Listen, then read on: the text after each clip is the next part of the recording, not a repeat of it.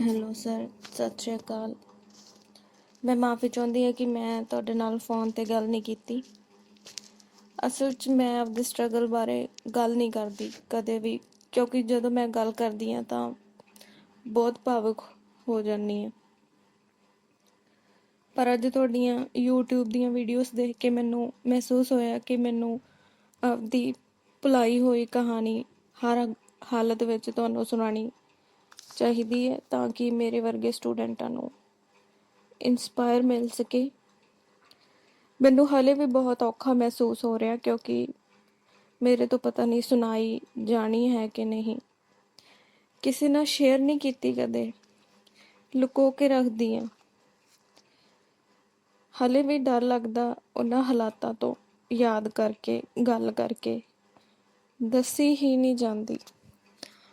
ਸੋ ਮੈਂ ਸ਼ੁਰੂ ਤੋਂ ਦੱਸਦੀ ਹਾਂ ਤੁਹਾਨੂੰ ਰਿਕਾਰਡ ਕਰਕੇ ਕਿ 10ਵੀਂ ਤੱਕ ਦੀ ਸਟੱਡੀ ਮੇਰੀ ਠੀਕ ਰਹੀ। ਉਸ ਤੋਂ ਬਾਅਦ ਮੇਰੇ ਫਾਦਰ ਸਟ੍ਰੈਸ ਦੇ ਤੇ ਦਿਮਾਗੀ ਬਿਮਾਰੀ ਦੇ ਵਰਸਟ ਪੇਸ਼ੈਂਟ ਹੋਣ ਕਾਰਨ ਹਾਲਾਤ ਬੱਤਰ ਹੁੰਦੇ ਗਏ। ਫਾਦਰ ਦੇ ਬ੍ਰਦਰ ਦੇ ਰਿਸ਼ਤੇਦਾਰਾਂ ਦੇ ਤਾਨੇ ਸੁਣਨ ਦੇ ਬਾਵਜੂਦ ਮੈਂ ਡਰੀ ਨਹੀਂ, ਸਟੱਡੀ ਨਹੀਂ ਛੱਡੀ। ਰਿਸ਼ਤੇਦਾਰਾਂ ਦੇ ਆਖਣ ਦੇ ਬਾਵਜੂਦ ਕਿ ਤੂੰ ਭਾਂਡੇ ਹੀ ਮਾਂਜਣੇ ਹੈ, ਮੈਂ ਪੜ੍ਹਦੀ ਰਹੀ। ਸਗੋਂ ਮੈਨੂੰ ਇਹ ਗੱਲਾਂ ਘਰੋਂ ਨਿਕਲਣ ਲਈ ਉਤਸ਼ਾਹ ਦਿੰਦੀਆਂ ਸੀ, ਅੱਗੇ ਵਧਣ ਲਈ। ਪਤਾ ਨਹੀਂ, ਸ਼ਾਇਦ ਜੇ ਮੈਨੂੰ ਘਰੇ ਆਰਾਮ ਮਿਲਦਾ ਹੁੰਦਾ ਤਾਂ ਸ਼ਾਇਦ ਮੈਂ ਘਰੋਂ ਨਿਕਲਣਾ ਹੀ ਨਹੀਂ ਸੀ। ਫੈਮਿਲੀ ਬਹੁਤ ਹੀ ਗਰੀਬ ਹੋਣ ਦੇ ਬਾਵਜੂਦ ਮੈਨੂੰ ਉਹਨਾਂ ਨੂੰ ਵੀ ਸਟੱਡੀ ਬਾਰੇ ਕੋਈ ਜਾਣਕਾਰੀ ਨਹੀਂ ਸੀ, ਮੈਨੂੰ ਵੀ ਸਟੱਡੀ ਬਾਰੇ ਕੋਈ ਵੀ ਜਾਣਕਾਰੀ ਨਹੀਂ ਸੀ। ਕੁੜੀਆਂ ਨੂੰ ਕੁਝ ਵੀ ਨਹੀਂ ਸਮਝਦੇ ਸੀ ਕਿ ਕੁਝ ਕਰ ਸਕਣਗੀਆਂ। ਮੈਨੂੰ ਮੇਰੇ ਮਾਮਾ ਜੀ ਨੇ ਪੜ੍ਹਾਇਆ, ਗ੍ਰੈਜੂਏਸ਼ਨ ਕਰਵਾਈ, ਤੇ ਉਹ ਮੈਨੂੰ ਸੈਂਟਰ ਛੱਡ ਕੇ ਆਏ ਸੀ ਇੰਗਲਿਸ਼ ਪੰਜਾਬੀ ਬੋਥ ਸਟੈਨੋ ਕਰਨ ਵਾਸਤੇ। ਉੱਥੇ ਮੈਂ ਇੱਕ ਨਵਾਂ ਵਾਤਾਵਰਨ ਦੇਖਿਆ, ਮੇਰੇ ਘਰ ਦੇ ਵਾਤਾਵਰਨ ਤੋਂ ਬਿਲਕੁਲ ਹੀ ਅਲੱਗ, ਜਿੱਥੇ ਹਰੇਕ ਬੱਚਾ ਪੜ੍ਹਦਾ, ਤੇਜ਼ੀ ਨਾਲ ਸਟੱਡੀ ਕਰਦਾ। ਦੌੜ ਦੇਖੀ ਮੈਂ, ਤੇ ਮੇਰੇ ਸੀਨੀਅਰ ਸਟੈਨੋ ਫੈਲੋ ਹੀ ਮੈਨੂੰ ਕਹਿ ਦਿੰਦੇ ਸੀ ਕਿ ਇੰਨਾ ਸਲੋ, ਇਹਦੇ ਤੋਂ ਕੁਛ ਨਹੀਂ ਹੋਣਾ, ਇੰਨਾ ਸਲੋ। ਤੇ ਇਸ ਤੋਂ ਲਿਖਿਆ ਨਹੀਂ ਜਾਂਦਾ। ਇੰਨੀਆਂ ਟਿੱਪਣੀਆਂ ਹੁੰਦੀਆਂ ਸੀ। ਕੁਝ ਲੋਕ, ਤੁਹਾਨੂੰ ਪਤਾ ਹੀ ਹੋਵੇਗਾ, ਜਦੋਂ ਤੁਸੀਂ ਬਹੁਤ ਹੀ ਵੀਕ ਘਰ ਤੋਂ ਇੱਕ ਐਸੇ ਇਨਵਾਇਰਮੈਂਟ 'ਚ ਜਾਂਦੇ ਹੋ ਜਿੱਥੇ ਹਰ ਬੱਚਾ ਤਿਆਰੀ ਕਰ ਰਿਹਾ ਹੁੰਦਾ, ਹਰ ਬੱਚਾ ਦੌੜ 'ਚ ਲੱਗਾ ਹੁੰਦਾ। ਪਰ ਮੈਂ ਜਦੋਂ ਗਈ, ਮੈਨੂੰ ਬਿਲਕੁਲ ਪਤਾ ਹੀ ਨਹੀਂ ਸੀ ਕਿ ਇਹ ਕੀ ਹੁੰਦਾ, ਨੌਕਰੀ ਕੀ ਹੁੰਦੀ ਹੈ। ਮੇਰੀ ਫੈਮਿਲੀ ਨੂੰ ਵੀ ਨਹੀਂ ਸੀ ਪਤਾ, ਸਿਰਫ ਮੇਰੇ ਮਾਮਾ ਜੀ ਜੋ ਮੈਨੂੰ ਸਟੈਨੋ ਦੇ ਸੈਂਟਰ 'ਚ ਛੱਡ ਕੇ ਆਏ। ਉੱਥੇ ਮੈਂ ਸਟਾਰਟ ਕੀਤਾ, ਫੀਸ ਵੀ ਉਹ ਹੀ ਦਿੰਦੇ ਸੀ, ਗ੍ਰੈਜੂਏਸ਼ਨ ਵੀ ਉਹਨਾਂ ਨੇ ਹੀ ਕਰਾਈ ਆ। ਫਿਰ ਫੀਸ ਇਨਕਰੀਜ਼ ਹੋ ਗਈ, ਫਿਰ ਮੈਂ ਅਫੋਰਡ ਨਹੀਂ ਕਰ ਸਕੀ, ਤੇ ਮੈਂ ਤੁਹਾਡੇ ਸੈਂਟਰ 'ਚ ਆਉਣ ਲੱਗੀ, ਸੁਖਵਿੰਦਰ ਸਰ ਦੇ ਸੈਂਟਰ 'ਚ ਆਉਣ ਲੱਗੀ। ਤੇ ਮੈਨੂੰ ਲੱਗਦਾ ਸੀ ਕਿ ਤੁਸੀਂ ਜੇ ਸੈਂਟਰ ਨਾ ਖੋਲ੍ਹਦੇ ਤਾਂ ਮੈਂ ਸ਼ਾਇਦ ਪਤਾ ਨਹੀਂ ਕਿੱਥੇ ਹੁੰਦੀ, ਇੱਥੋਂ ਤੱਕ ਵੀ ਨਹੀਂ ਪਹੁੰਚ ਸਕਣਾ ਸੀ ਮੈਂ। ਤੁਸੀਂ ਪਹਿਲੇ ਦਿਨ ਹੀ ਮੈਨੂੰ ਇੰਨੇ ਪਿਆਰ ਨਾਲ ਬੁਲਾਇਆ ਤੇ ਕਿਹਾ ਕਿ ਹਾਂ, ਇੰਗਲਿਸ਼ ਦੀ ਸਟੈਨੋ ਵੀ ਸਿਖਾਵਾਂਗੇ। ਫਿਰ ਮੇਰਾ ਦਿਲ ਕਰਨ ਲੱਗ ਗਿਆ ਪੜ੍ਹਨ ਨੂੰ। ਪਹਿਲਾਂ ਮੈਨੂੰ ਨੌਕਰੀ ਦੀ ਅਹਿਮੀਅਤ ਨਹੀਂ ਪਤਾ ਸੀ, ਤੁਸੀਂ ਮੈਨੂੰ ਜਾਣੂ ਕਰਵਾਇਆ ਜੋਬ ਬਾਰੇ।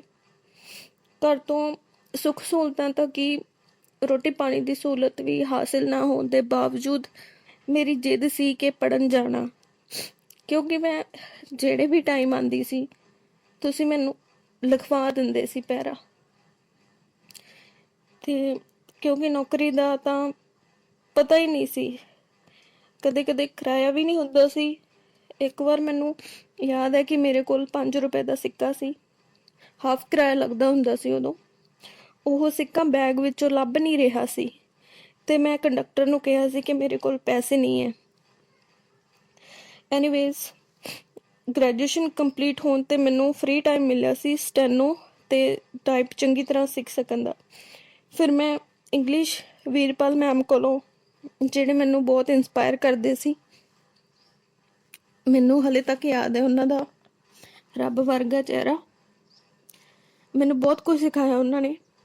ਉਹ ਮੈਨੂੰ ਕਹਿੰਦੇ ਸੀ ਤੂੰ ਕਰ ਪਰਮਿੰਦਰ, ਤੂੰ ਕਰ, ਪੰਜਾਬੀ ਨਹੀਂ ਆਉਂਦੀ, ਤੂੰ ਇੰਗਲਿਸ਼ ਕਰ। ਫਿਰ ਕਿਸੇ ਨੇ ਮੈਨੂੰ ਕੋਰਟ ਦੇ ਪੋਸਟ ਬਾਰੇ ਦੱਸਿਆ ਸੀਗਾ। ਮੈਨੂੰ ਇੰਗਲਿਸ਼ ਸਟੈਨੋ ਦੀ ਜੌਬ ਮਿਲੀ ਅਡੌਕ ਬੇਸ ਦੀ ਕਚਹਿਰੀ 'ਚ। ਮੈਂ ਉੱਥੇ ਬਹੁਤ ਕੁਝ ਦੇਖਿਆ ਦੁਨੀਆ ਦਾ। ਫਿਰ ਮੈਂ ਕਦੇ ਕਦੇ ਸੈਂਟਰ ਜਾਂਦੀ ਸੀ। ਮੇਰੀ ਇੱਕ ਜਿੱਦ ਸੀ ਕਿ ਜੂਨੀਅਰ ਸਕੇਲ ਸਟੈਨੋ ਹੀ ਬਣਨਾ। ਦੋਨੋਂ ਸਟੈਨੋ ਇੰਗਲਿਸ਼ ਪੰਜਾਬੀ ਮੈਂ ਕਰਦੀ ਹਾਂ, ਦੋਨਾਂ ਦਾ ਮੈਨੂੰ ਫਾਇਦਾ ਹੋਣਾ ਚਾਹੀਦਾ। ਦੋਨਾਂ ਨੂੰ ਸਿੱਖ ਕੇ ਮੈਂ ਜੂਨੀਅਰ ਸਕੇਲ ਸਟੈਨੋ ਹੀ ਬਣਨਾ। ਪਰ ਸੁਖਵਿੰਦਰ ਸਰ ਮੈਨੂੰ ਹਮੇਸ਼ਾ ਕਹਿੰਦੇ ਸੀ, ਕਦੇ ਕਦੇ ਗੁੱਸੇ 'ਚ ਵੀ ਕਹਿੰਦੇ ਸੀ ਕਿ ਇਹ ਪੇਪਰ ਭਰ, ਕਲਰਕ ਦਾ ਪੇਪਰ ਭਰ, ਤੂੰ ਲੱਗ ਜਾਣਾ। ਜਿੱਦੀ ਹੋਣ ਕਰਕੇ ਮੈਂ ਕਿਸੇ ਦੀ ਸੁਣਦੀ ਨਹੀਂ ਸੀ। ਪਰ ਇੱਕ ਦਿਨ ਸਰ ਦੀ ਗੱਲ ਮਾਈਂਡ ਤੇ ਸਟ੍ਰਾਈਕ ਕੀਤੀ। ਮੈਨੂੰ ਲੱਗਿਆ ਕਿ ਮੈਨੂੰ ਪੇਪਰ ਭਰਨਾ ਚਾਹੀਦਾ। ਉਹ ਕਹਿੰਦੇ ਆ, ਮੈਂ ਪੇਪਰ ਦਿੱਤਾ ਤੇ ਅੱਜ ਮੈਂ ਜੌਬ ਤੇ ਲੱਗ ਗਈ। ਸੋ ਮੈਂ ਸਟੂਡੈਂਟਸ ਨੂੰ ਇਹ ਕਹਿਣਾ ਚਾਹਾਂਗੀ ਕਿ ਟੀਚਰਸ ਦੀ ਸੁਣੋ। ਟੀਚਰਸ ਤੁਹਾਨੂੰ ਤੁਹਾਡੇ ਤੋਂ ਵੀ ਬੈਟਰ ਜਾਣਦੇ ਆ। ਉਹਨਾਂ ਨੂੰ ਪਤਾ ਕਿ ਤੁਸੀਂ ਕਿਸ ਚੀਜ਼ ਦੇ ਕਾਬਿਲ ਹੋ। ਹੁਣ ਵੀ ਹਰ ਦਿਨ ਮੈਨੂੰ ਚੈਲੰਜਿੰਗ ਲੱਗਦਾ, ਜੋ ਕਿ ਸਟੈਨੋ ਨੇ ਮੈਨੂੰ ਚੈਲੰਜ ਲੈਣਾ ਸਿਖਾਇਆ। ਮੈਂ ਇੰਨੀ ਕਮਜ਼ੋਰ ਸੀ ਅੰਦਰੋਂ, ਹਲੇ ਵੀ ਡਰਦੀ ਸੀ ਚੈਲੰਜ ਲੈਣ ਨੂੰ। ਬਟ ਹੁਣ ਮੈਂ ਹਰ ਦਿਨ ਇੱਕ ਚੈਲੰਜ ਲੈਂਦੀ ਹਾਂ, ਇੱਕ ਚੈਲੰਜ ਦੀ ਤਰ੍ਹਾਂ ਲੈਂਦੀ ਹਾਂ ਕਿ ਹਰ ਦਿਨ ਨੂੰ ਮੈਂ, ਜਿਵੇਂ ਸਟੈਨੋ ਦੇ ਵਿੱਚ ਇੱਕ ਅਣਜਾਣ ਪੈਰਾ ਲਿਖਦੇ ਸੀ, ਉਸ ਤੋਂ ਬਾਅਦ ਛੇਤੀ ਉਹਨੂੰ ਟਾਈਪ ਕਰਦੇ ਸੀ। It's a challenge taken. ਫਿਰ ਮੈਨੂੰ ਇਸੇ ਚੀਜ਼ ਨੇ ਰੋਜ਼ ਚੈਲੰਜ ਲੈਣਾ ਸਿਖਾਇਆ। ਹਜੇ ਵੀ ਮੈਂ ਰੁਕੀ ਨਹੀਂ ਹਾਂ। ਇਸ ਤੋਂ ਵੀ ਵੱਡੇ ਮੁਕਾਮ ਹਾਸਿਲ ਕਰਨ ਲਈ ਮੈਂ ਕੋਸ਼ਿਸ਼ ਕਰ ਰਹੀ ਹਾਂ। ਬਟ ਇਹ ਸਾਰਾ ਕੁਝ ਮੈਨੂੰ ਸਟੈਨੋ ਤੋਂ ਪ੍ਰਭਾਵਿਤ ਹੋ ਕੇ ਮਿਲਿਆ। ਮੈਂ ਹਰ ਦਿਨ ਇੱਕ ਨਵੇਂ ਚੈਲੰਜ ਨੂੰ ਲੈ ਕੇ ਚੱਲਣਾ ਚਾਹੁੰਦੀ ਹਾਂ ਤਾਂ ਕਿ ਇਹ ਜੰਗ ਜਾਰੀ ਰਹਿ ਸਕੇ। ਜਿੱਥੋਂ ਮੈਨੂੰ ਪੜ੍ਹਨ ਦੀ ਵੀ ਆਸ ਉਮੀਦ ਨਹੀਂ ਸੀ ਇੱਥੋਂ ਤੱਕ ਪਹੁੰਚਣ ਦੀ, ਬਟ ਇਹ ਸਾਰਾ ਕੁਝ ਮੈਨੂੰ ਹਾਸਿਲ ਹੋਇਆ ਸਟੈਨੋ ਕਰਕੇ ਤੇ ਮੇਰੇ ਟੀਚਰਸ ਨੇ ਜੋ ਮੈਨੂੰ ਸਿਖਾਇਆ ਉਹਦੇ ਕਰਕੇ। Thank you.